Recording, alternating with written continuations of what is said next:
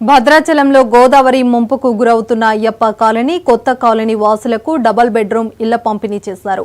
వీరితో పాటు కొందరు వికలాంగులకు, క్యాన్సర్ పేషెంట్లకు కూడా డబుల్ బెడ్రూమ్ ఇల్లు ఇచ్చారు. ఇక తహసీల్దార్ కార్యాలయంలో ఈ కార్యక్రమం జరిగింది. అయితే కొన్ని చోట్ల ఇల్లు నాసిరకంగా ఉన్నట్లు కొంతమంది తహసీల్దారులకు ఫిర్యాదు చేశారు.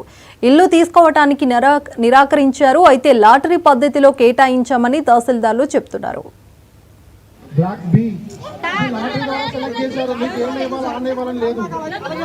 ఏడే ఉండాలి, ఆడే ఉండాలని